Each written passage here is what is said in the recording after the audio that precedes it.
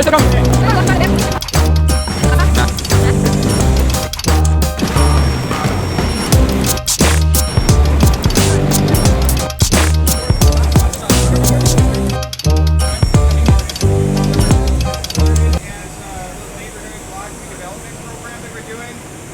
Kearsley Park Block Redevelopment Project, and a big major goal of our project out here is to try and revitalize this community and these couple blocks right around here. There's a lot of burnt down, abandoned, broken houses, and we're trying to save some of the ones that we're saving, fix them back up, and fill them up with a lot of artists, musicians, poets, activists, anyone who's interested in taking more active roles in their city and community instead of just sitting and letting it deteriorate.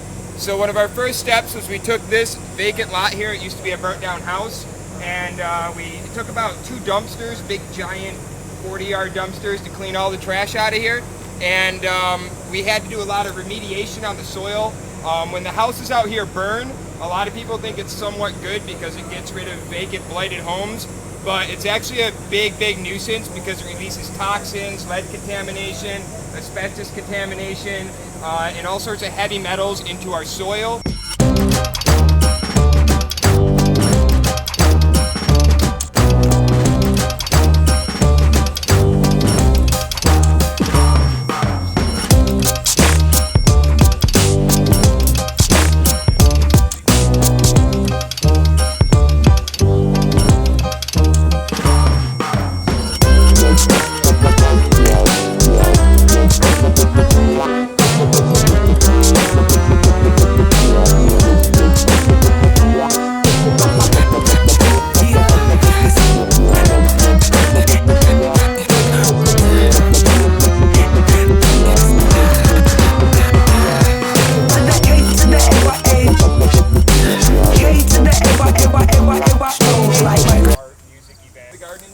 You'll notice behind the red barn there, you'll see some blue water barrels. That's a catchment system.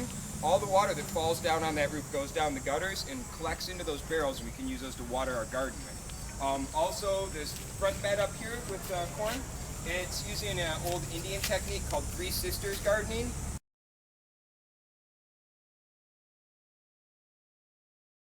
You might see that in some of the other gardens out here.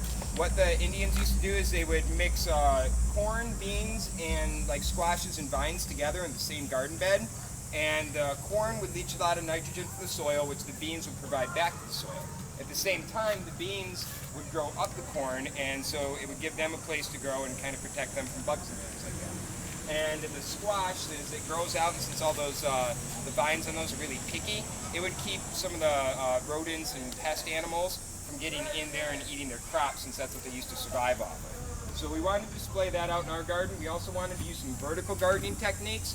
Whenever someone's doing urban gardening, whether they're doing it to feed their local community, for themselves or neighbors, or some people even try to do urban gardening profitably, it's really good to try and utilize vertical space. So right along this fence line here, what we have is a lot of giant sunflowers growing, and there's cucumbers actually growing up those. There's cucumber vines. So instead of allowing our cucumbers to spread all out and take up a lot of our horizontal space, we're utilizing some of that vertical space that you normally wouldn't see in a